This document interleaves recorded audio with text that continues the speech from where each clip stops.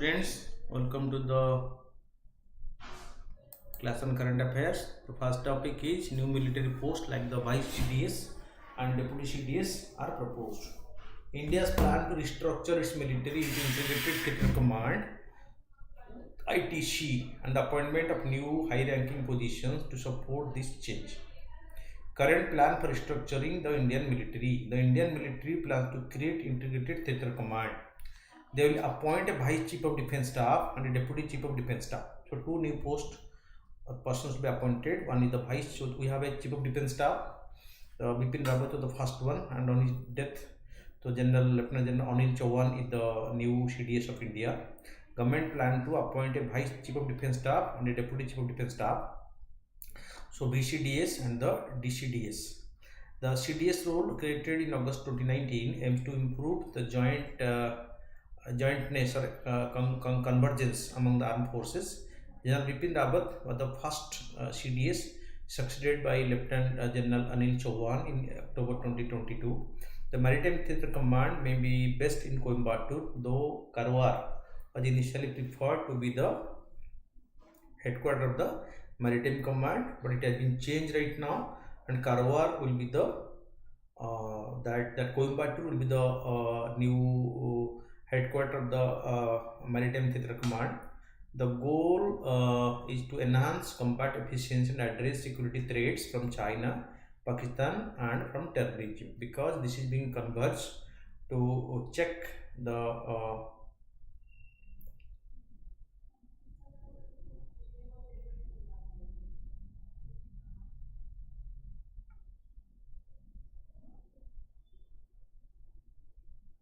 threat from neighboring hostile nations like China, Pakistan, and also from cross-border terrorism. Why was the CDS position created and what are its goals? There has been a lack of cooperation among the three armed forces, the Army, Navy, and the Air Force. The Indian government addressed this by announcing the Chief of Defence Staff in August 2019. CDS has three main roles. So what is the role of the CDS? So what is the role they play? 4-star general and first among equal with the other service chief. So although he will be treated as the first among equals, and he will be a 4-star general, the most senior one, and he will coordinate the three other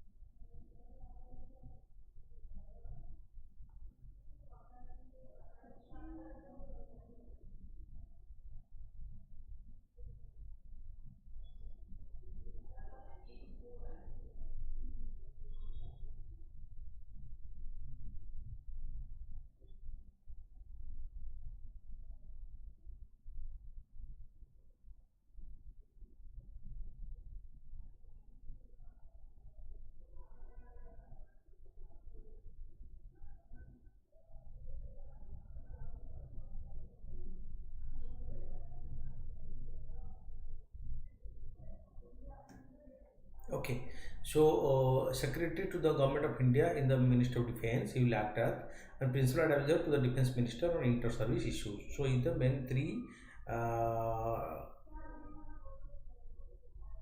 roles to be played by the CDS. Why are new posts being proposed? Enhance jointness. New posts like the Vice CDS and Deputy CDS are proposed to improve jointness among the armed forces and enhance composite combat capability. Support CDS. They aim to support the CDS in managing its extensive responsibility, which include being a four-star general, government secretary, and principal advisor to the defense minister. Improve efficiency. The goal is to streamline inter-services cooperation and improve overall combat efficiency. Changes of creating the post rank hierarchy. Having multiple four-star officers, vice CDS and theater commands could disrupt the rank hierarchy and affect the command structure.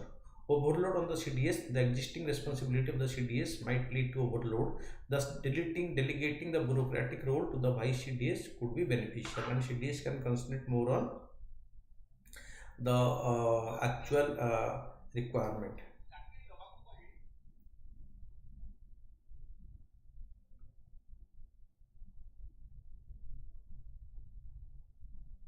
Okay, so location choice. The proposed location for the Maritime Theatre Command is Coimbatore instead of the previously considered Karwar. Raises question about the strategic use of existing infrastructure. Time-consuming process. The Defense Minister has noted that creating theatre command is a complex and time-consuming process requiring consensus among different services. Then the next is a topic on that Represent the People Act, GS paper 2, rise of social media on Indian politics. The article highlights the impact of social media on the Indian political landscape. Social media influences and so local influencers have gained sufficient significant popularity among youth voters, even surpassing traditional TV journalists. The reason behind this emergence of the social media as a key player in 2024 election, you see that social media has played a very important role because much more than the press and the print and the electronic media like press and paper and television, the social media is playing a more important role right now. Decline of traditional media, its importance has risen because traditional media could not discharge professional duty of presenting political issues credibly. It has distorted to more provocative and biased content for its survival.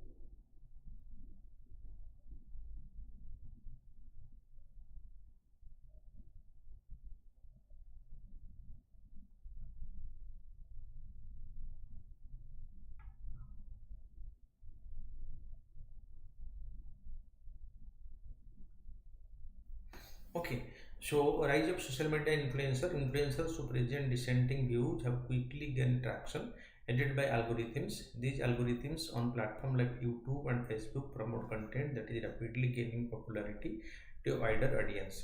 This enables them to influence the choice of voters. Positive impact of the rise of social media in Indian election. Platforms like the social media offer diverse perspective beyond government control and help in challenging the official narrative.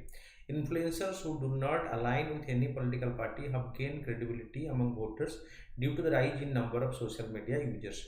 Social media has offered a space for political engagement to voters who were not able to express their views publicly because of fear of political victimization. Because that normal people may think of political victimization, but when it is posted in the social media, so this gives them a scope to do this without being much subject to victimization.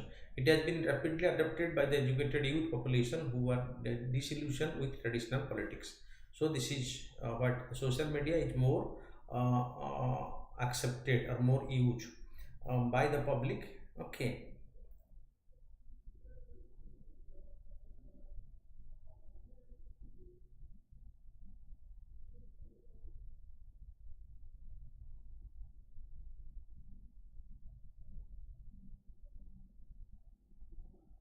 Okay, So it has been rapidly adopted and educated youth population who are disillusioned with the traditional politics.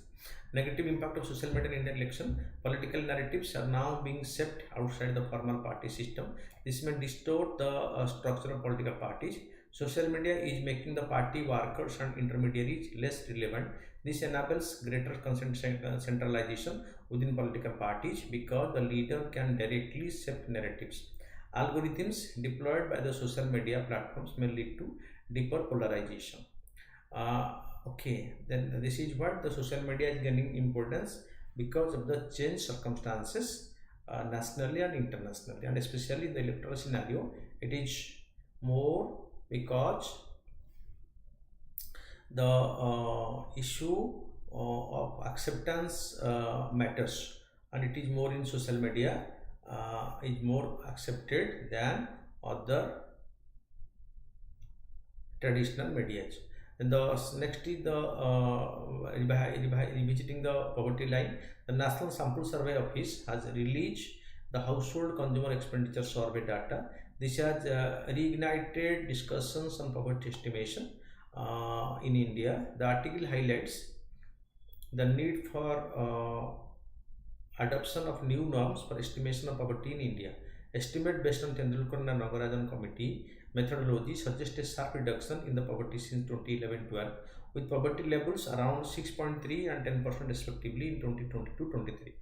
Evolution of consumption-based poverty measurement in India. Consumption-based poverty measurement in India traces its roots to the 1962 Working Group and the 1979 Task Force. The 1979 Task Force, as per the Task Force, the poverty line was defined as the per capita consumption expenditure level that could meet the average per capita calorie requirement 24 calorie in rural area and 2100 calorie in the urban area, along with associated non-food expenditure.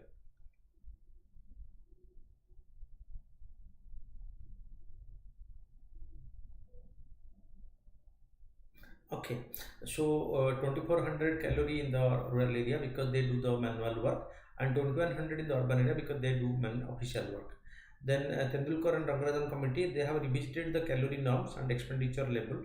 However, they did not adequately address the non-food components. They argued that if the money spent on certain necessities meet nutritional requirement, then it should be also cover the essential or non-food needs. What is the need to revisit consumption-based poverty estimation in India? Rethinking the poverty line, the recent changes in the household consumption expenditure survey, HCES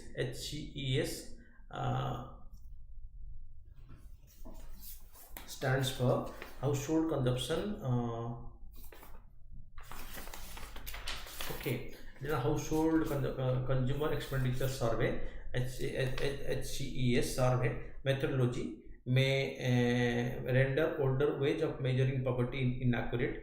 Further, the consumption-based poverty estimation has not been examined adequately since its inception. Demographic and social changes. India has changed a lot since the 1970s, including increased life expectancy, a rising share of the elderly population, and improved gross enrollment ratio in education. These changes have implications for out-of-pocket expenditure on health and education, which the existing poverty norms do not account for adequately. But the need to revisit consumption-based poverty estimation in India. Limitation of consumption-based poverty measures. Measuring poverty based on what people consume give an average view of the population but does not consider the growing difference among the people. Insufficient resources for the decent standard of living. Households may exceed the poverty threshold, however, they still lack resources for a decent standard of living, such as healthcare for the elderly or private tuition for the children.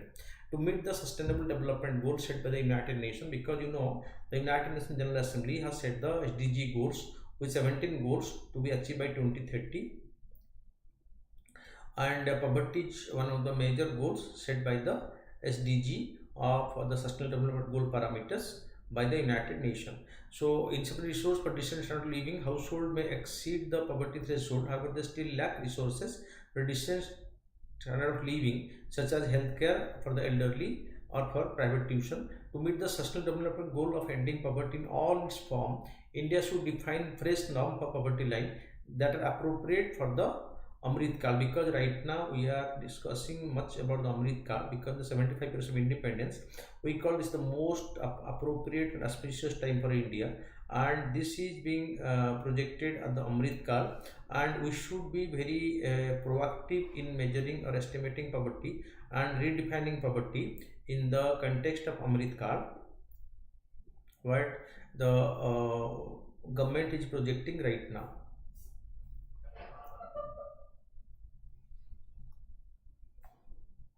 Niti Aayog study related to next topic is about the health and cancer detection.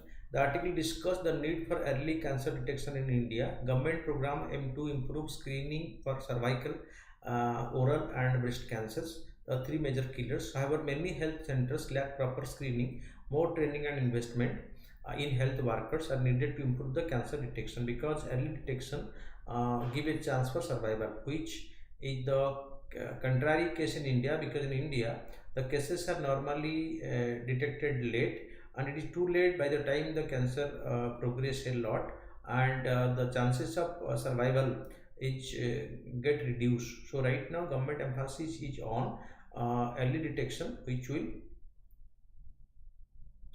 facilitate or help in that increasing the survival rate of the cancer patients. Fine.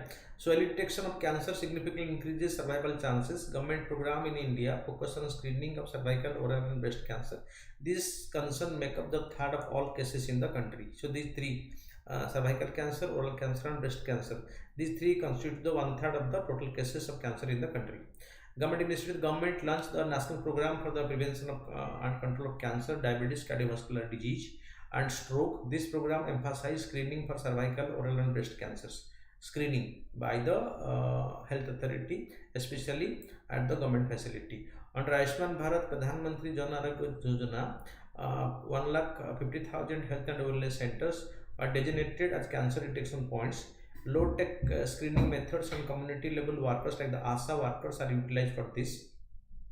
The National Institute of Cancer Prevention and Research in Noida is designated as a training hub for these efforts. So here the training will be imparted to the grassroots level workers who will be helping in early detection, and early detection will definitely facilitate in the cure and survival of the patient to a considerable extent, because the cases are detected late, so that led to the major health issue.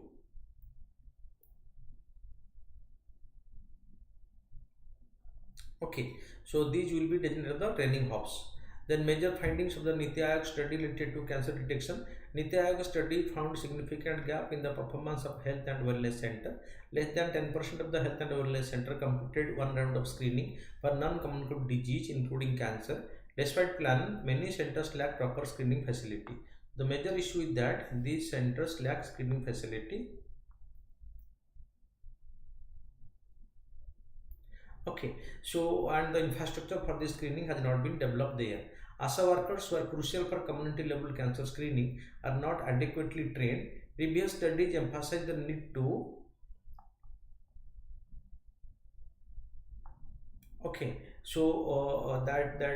the issue is that previous study emphasized the need to educate ASA workers about cancer risk and symptoms.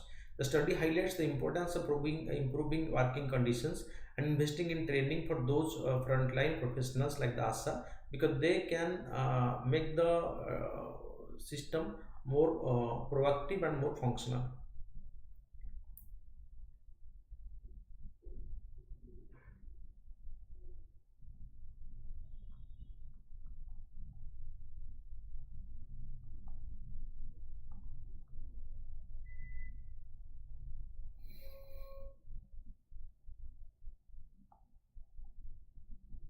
Okay. So then comes the Supreme Court closed 68 mines within 1 kilometer radius of the Sariska tiger habitat. So Sariska tiger reserve location, it is situated in the Alwar district, Rajasthan, within the Aravalli hills. It is renowned for being the first reserve globally to have successfully relocated tigers. So it was originally a royal hunting preserve of the Maharaja of Alwar. It was designated wildlife sanctuary in 1955 and upgraded as a national park in 1979. The Ruparel River flows through the Sariska Tiger region, Rajasthan and India. It is characterized by rocky landscape, arid scrub-thorn forest, grasslands, cliffs and semi-deciduous forest. It is dominated by the dock tree covering 90% of the area. Other species present include salar, kadaya, gol, bur, banyan, gugul, bamboo, kai and adusta.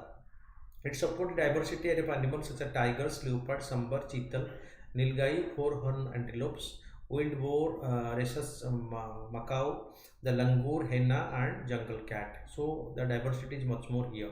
So the GPT-4 the next topic is typical technology.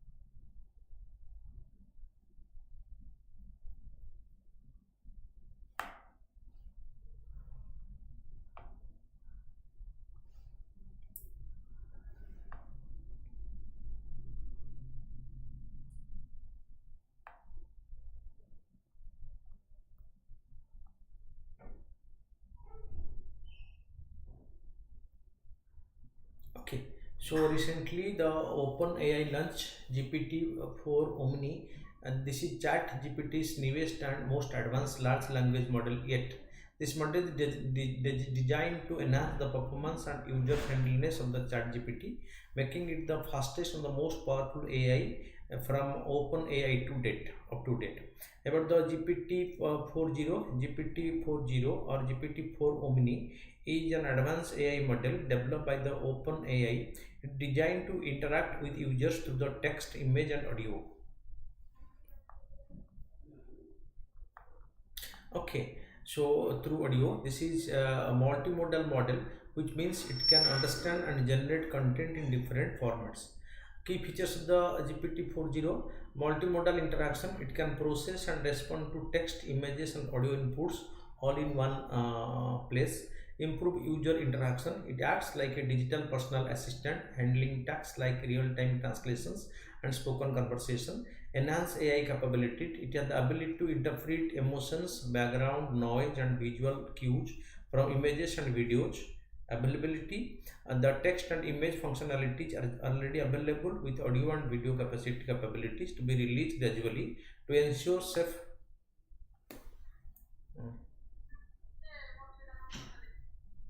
Okay. So availability, the text and image functions are already available with audio and video.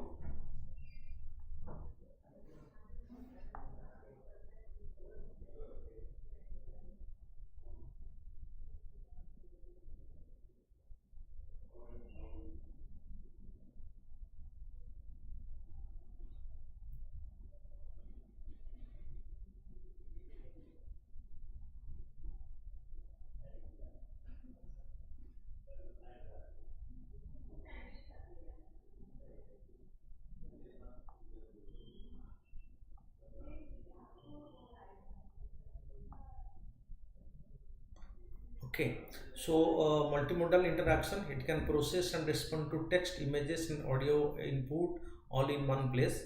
Improved user interaction, it acts like a digital personal assistant, handling tasks like real time translations and spoken conversation. Enhance AI capabilities. It has the ability to interpret emotions, background noise, and visual cue from images and videos. Okay, so enhance availability. The text and image functionality are already available with audio and video capability to release gradually to ensure safety and quality. Fast response time. It responds to queries almost as quickly as a human within about 232 to 320 milliseconds. And the multilingual support. It is better at understanding and responding in multiple languages.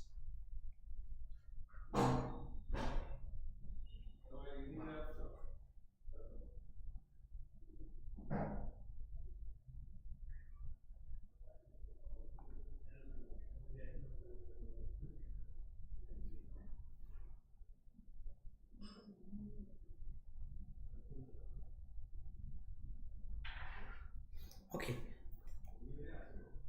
Why GPT-4 matters? Competition in AI technology. It positions OpenAI and its partner Microsoft to compete more strongly in the AI market against companies like Google and Meta.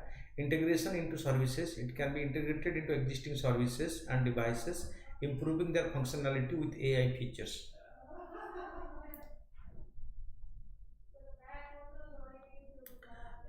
Integration into services. It can be integrated into existing services and devices, improving their functionality with AI features.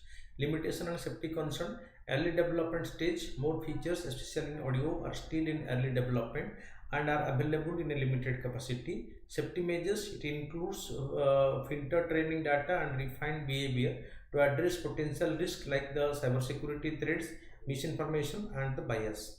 Continuous improvement. OpenAI is actively working to enhance the model safety and capabilities.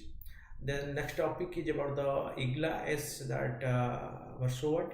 The Indian Army will receive more Russian IGLA-S very short range air defense system. It is a short range air defense system to be used by the air forces.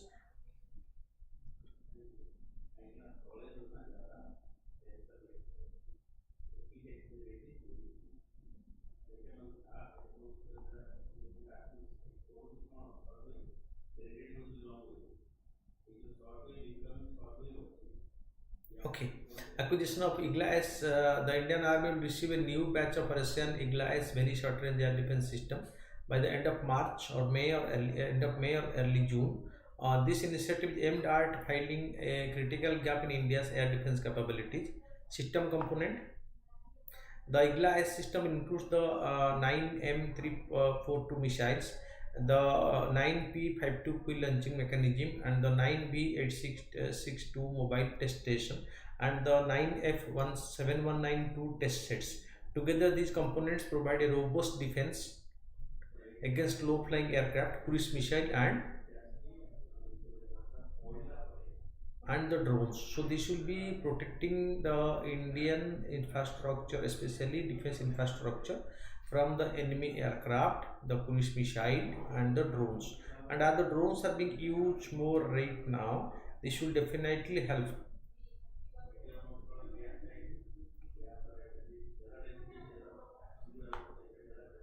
to protect the system from the these aircraft, cruise missile, and drones. Capability. It is a handheld defense system that can be operated by an individual or crew. It is designed to bring down low-flying aircraft and can also identify and neutralize air targets such as cruise missiles and the drones.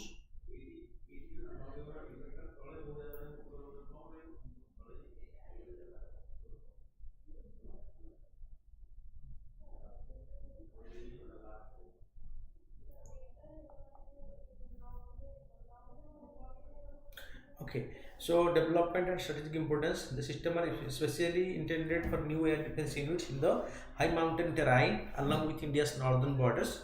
One regiment has already been equipped with this system. Future development. The indigenous efforts post development of IGLA-S. The army plans to transition to advanced laser beam reading and infrared system of this.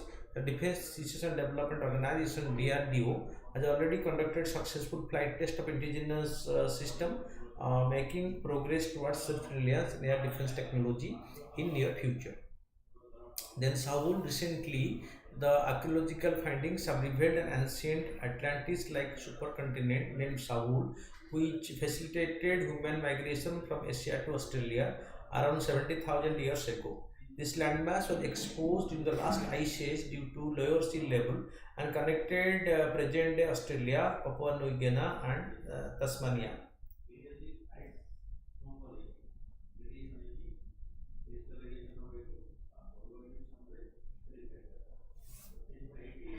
Okay, researchers discovered Sahul through simulations based on geological and environmental data, which outline potential migration routes and archaeological sites from 7,500 to 35, that 75,000 to 35,000 years ago. Then Global Alliance of National Human Rights Institution, GANHRI, the Global Alliance of National Human Rights Institution, has deferred the accreditation of India's National Human Rights Commission for the second consecutive year, which could impact India's voting rights at the Human Rights Council and some UNGA bodies.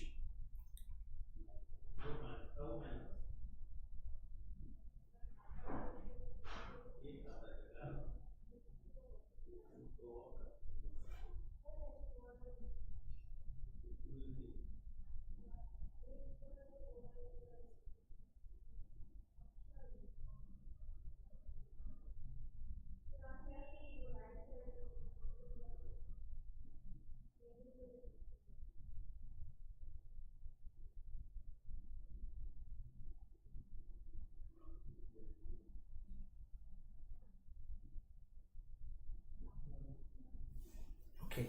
The deferral was based on issue highlighted in previous report, which such as lack of transparency in the NHRC member appointment, involvement of police officers in human rights investigation, and insufficient gender and minority representation, as reported in the previous report. These concerns were reiterated by civil society organizations and human rights activists in the past. This marked the first time India's NHRC has faced two consecutive years of deferred A status accreditation. A status it has held since 1999 with brief interruptions. The Global Alliance of National Human Rights Institution is an international organization that brings together national human rights institutions from around the world. This primary objective includes promoting and strengthening that national human rights institutions to be more effective in their role of protecting and promoting human rights at the national level. Because the United Nations passed the Universal Declaration of Human Rights since that day, so these international institutions they are trying to promote human rights, and the national institutions have been created for this. And how far they are becoming proactive is the most important issue, and this coordination and cooperation will definitely help in better convergence and better protection of the human rights around the world.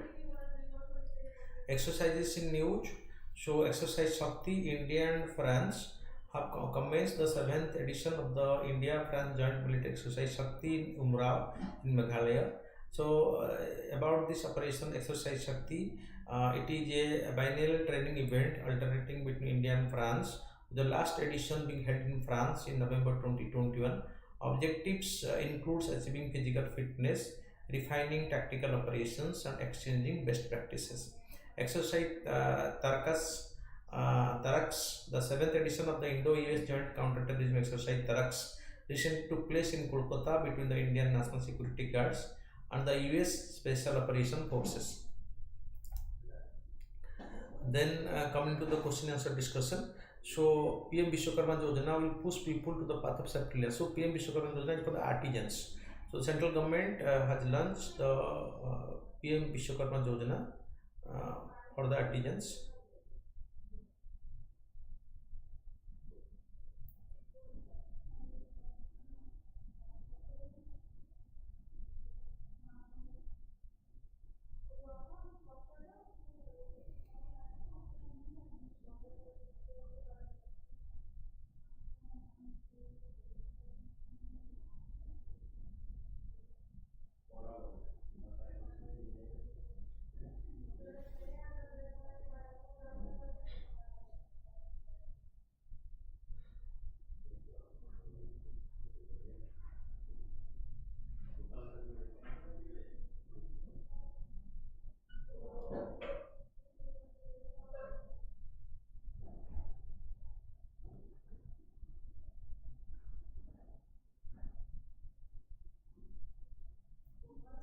Okay, so PM Vishwakarma scheme, a central sector scheme under the Ministry of MSME, targets the upliftment of the artisans across 18 traditional trades like blacksmithing, carpentry, goldsmithery, and sculpting, with a focus on preserving cultural legacy and integrating them into international value chain and the formal economy. It will push people on the path of self-reliance and create better employment opportunity for the young through financial empowerment with collateral free credit for support of up to 1 lakh first tranche and 2 lakh second tranche at a concessional interest rate of 5%.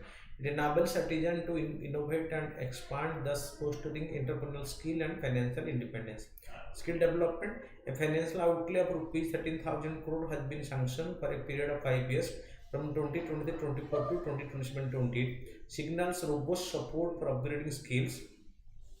Artisans receiving rupees 500 daily for training became more employable and capable of innovating within their trades. Inclusive outreach targeting 18 traditional traders.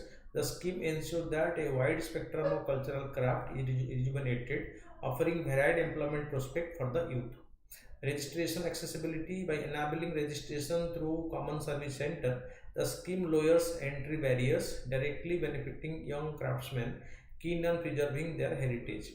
Marketing amplifications, with the National Committee for Marketing providing branding and e-commerce linkages, artisans can reach wider market through the using the electronic platform, increasing job opportunity in marketing and sales within these sectors.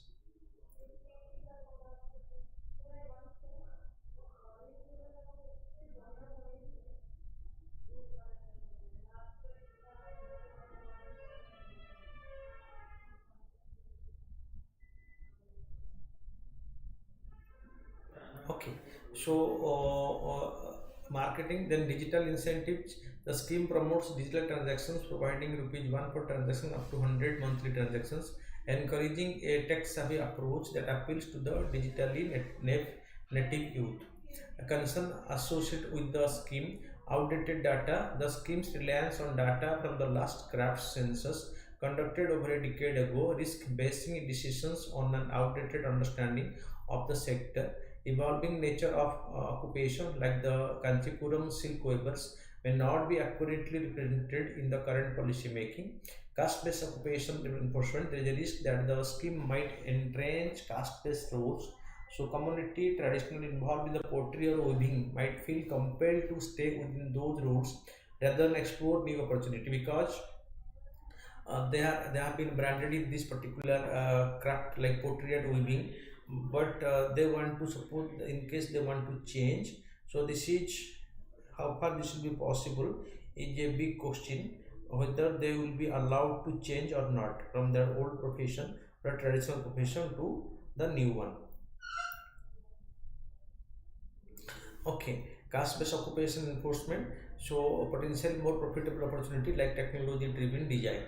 Then concern associated with this scheme, wage issue. Artisans such as those in the brass work of Muradabad often struggle with low wage that are not directly addressed by the scheme, potentially limiting the appeal of those craft to younger generation looking for viable livelihoods, because people in the traditional craft are paid very less.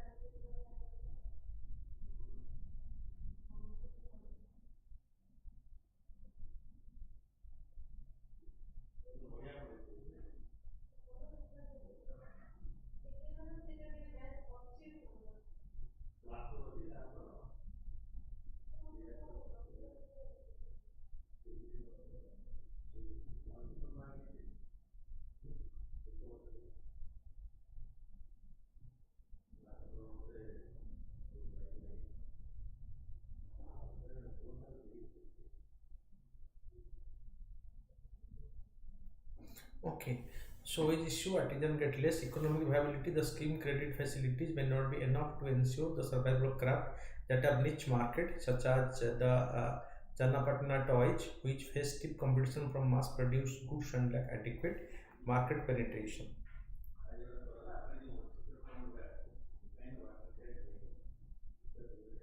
Suitable way ahead in this regard, data monetization, launch well updated craft sector census to reflect current demographics and market trends, allowing for more informed policy making that addresses the present day reality of artisans, breaking caste stereotypes, promote the scheme across various communities to avoid enforcing caste based occupational stereotypes, introduce initiatives that encourage artisans from all backgrounds to explore diverse crafts and break traditional caste barriers, recognition of traditional education, take inspiration from Japan's Living National Treasure system, recognizing the value of traditional education and giving formal acknowledgement to the Guru Sishya tradition, fair wage system, implement a minimum wage policy specific to the craft sector to ensure artisans receive fair compensation, preventing the erosion of traditional craft due to financial unsustainability.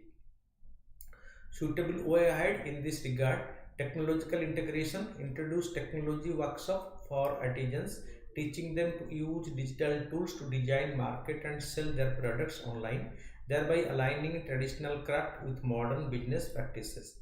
Financial literacy programs conducted workshop on financial management and entrepreneurship, enabling artisans to better manage credit facilities, invest wisely and expand their business. Quality enhancement training, introduce quality standard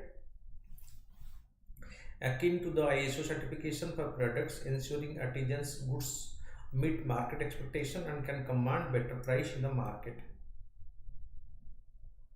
So innovation incubators establish craft innovation hubs where traditional artisans can collaborate with designers, technologists and business experts to create new products that reflect a fusion of tradition and modernity.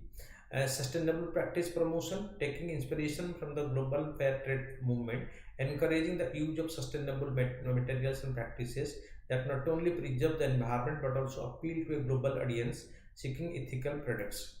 Overall, if it implemented properly, the PM Vishwakarma Yojana, with its well-conceived framework and strategic direction, holds the promise of revitalizing India's rich artisanal legacy, because India is a home to rich legacy of artists in different domain, from the wood crafting to clay crafting. Rich artisanal legacy while paving the sustainable path towards economic empowerment and inclusive growth for the youth and the future generation.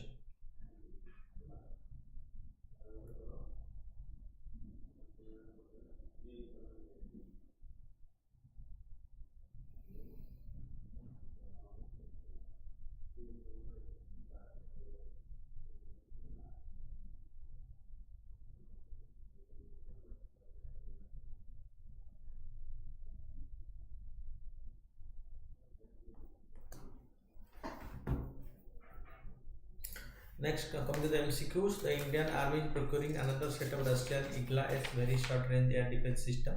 Which of the following types of missile system is the IGLA-S classified as? IGLA-S is classified as man portable air defense missile system. So D is the right answer. Consider the following statement about the Sariska Tiger Reserve. It was originally a royal hunting reserve for the Maharaja of Alwar. It is situated in the Alwar district of Rajasthan within the Aravalli range, right? It is known for being the first reserve globally to have successfully located tigers. Here 1, 2, 3, all the three are correct. With reference to the PM Surya Ghar Muft Bijli Jodh scheme, consider the following. The proposed scheme aims to add 30 gigawatt of solar capacity through rooftop solar installation, right?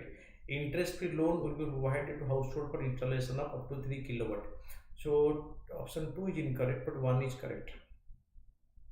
Which of the following statement about the Sahul is correct? Sahul is a landmass that once connected Australia, New Guinea and Tasmania. C is the right answer. Consider the following statement about the Global Alliance of National Human Rights Institutions, that GANHRI is an independent non-governmental organization advocating for human rights globally. It primarily focuses on providing humanitarian aid in conflict zones around the world. So it is here one is correct but two is incorrect. What's the following statement about the samal tree? It is endemic to eastern Himalaya. That is not correct. So it was listed as endangered species. No. So it is widely spread, not endangered. So both are incorrect. So correct is none. Answer is D. The Shakti exercise is a bilateral exercise between the Army of India and that of France. Consider the following statement. Exercise Tarask is a biennial training event conducted alternately in India and France. Last edition took place in France in November 2021 here. So Tarask,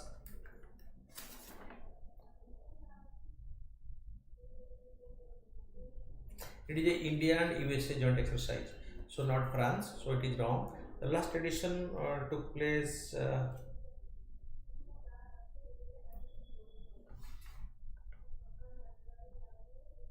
It is also wrong. So here neither 1 or 2 is correct. So answer is D. The GPT-40 is an AI model developed by OpenAI for natural language processing task. GPT-40 is especially designed for image recognition task. So here only 1 is correct. Then the Naresh Chandra committee and the Sakatkar committee are often mentioned in news recently related to the defense and security reforms in India. Okay, answer is C for this. Okay, so class